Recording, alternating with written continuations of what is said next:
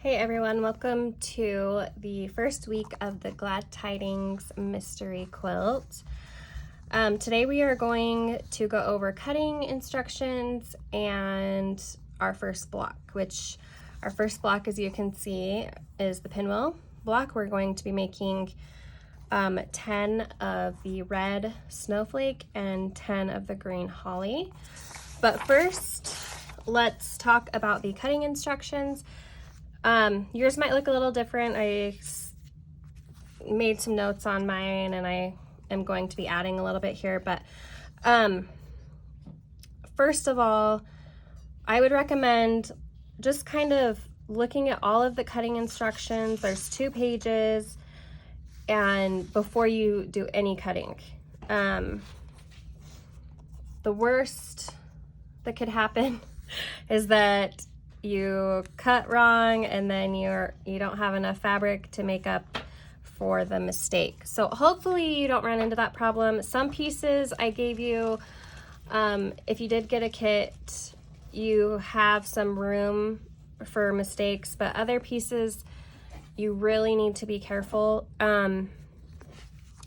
So everything is labeled by the fabric, and then for instance, the first one, it says 2 3-inch by width of fabric strips, subcut 23-inch squares. So, and then label it A.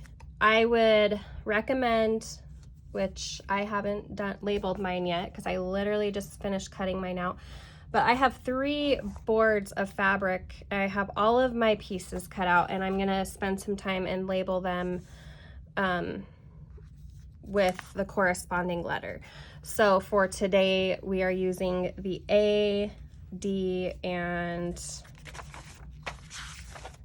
W pieces. And so if you had these labeled already, you could easily just grab them and start sewing.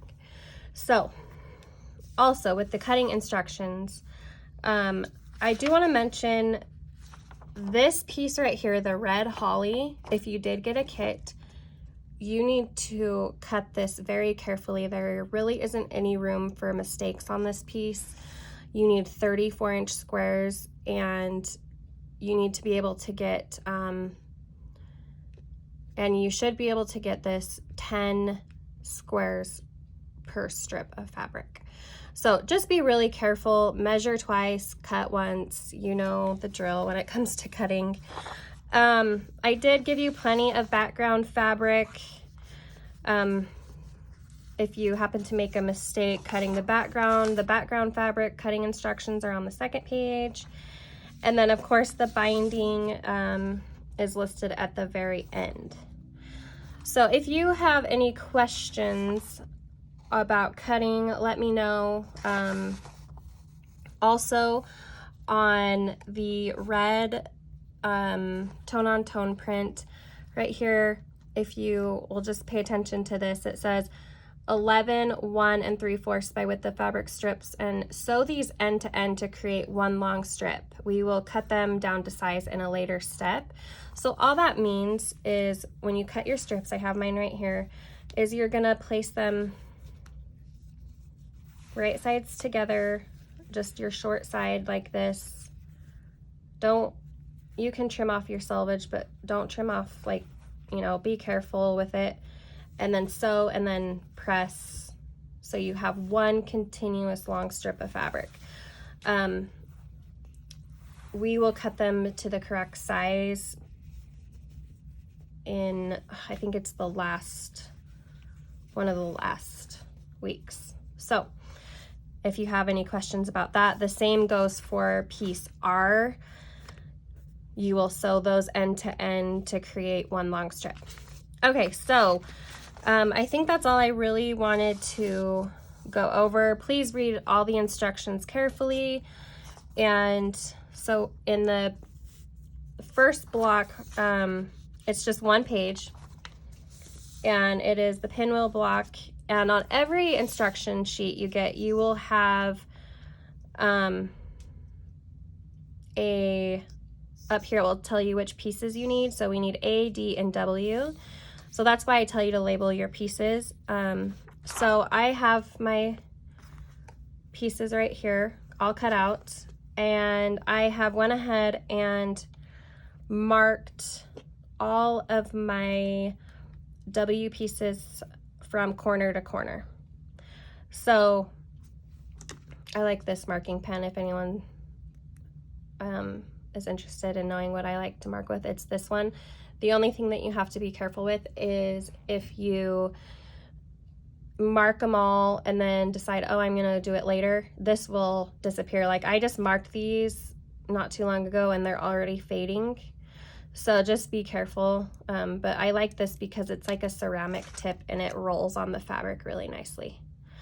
So to get started, this is very simple. We're just gonna make half square triangles. So what I'm gonna do is place my A square with my half square triangle, line it up, take it to your machine and sew on a 1/4 inch on the right side and a 1/4 inch on the left side of the line. And then I'm gonna go ahead and do that with all of my pieces. So I'm gonna do it with all of my green pieces and the same with the D pieces. So the best and fastest way to do this is to chain piece. So I will sit both stacks of fabric by my machine and I will just chain piece through this. So it will go super fast. So once you do that, we will cut them apart, trim, and sew them together. Okay, so I have my pieces. I sewed on both sides. So you would be on this step and cut them apart. So I've cut this apart and then you have your half square triangle. You're going to press it to the dark side, so this way. So I'm going to set those aside. I've pressed these open. So really the most important part of this block is trimming your half square triangles down to 2.5 inch square. If you've never tried block lock, this is a great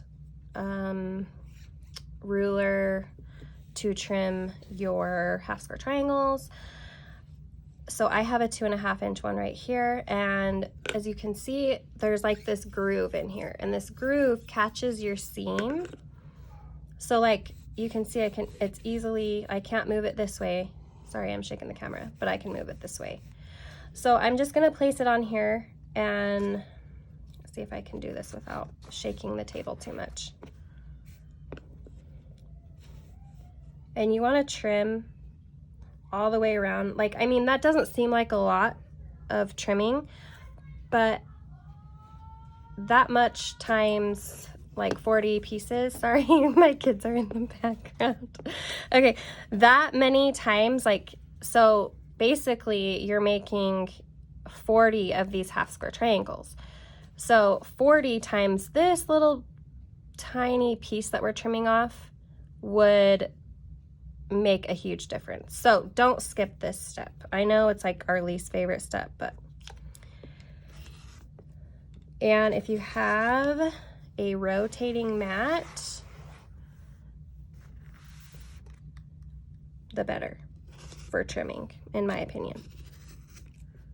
Okay, so you see barely any trimming, but look, I now have a perfectly square 2.5 inch triangle or half square triangle. So I'm gonna go ahead and trim the rest of my blocks. And so I'm just gonna show you this part really quick before I trim. I always need my paper. So you're gonna lay out your pinwheel like this, so you have your pieces. So I'll trim these, but I just wanna show you real quick because I'm gonna sew this together. Okay, so that's how you're going to lay it out. And I recommend sewing the top two together, the bottom two, and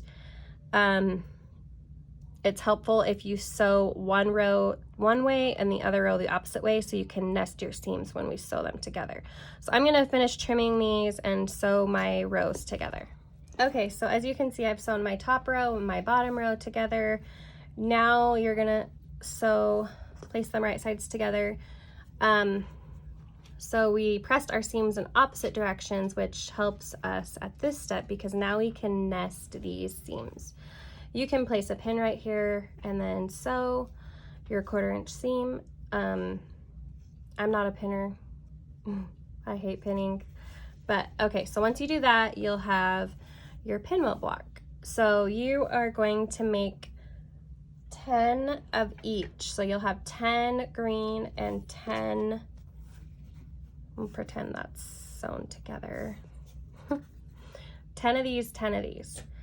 And let's see, it has the finishing size. So 4.5 inch square is what your blocks should finish at.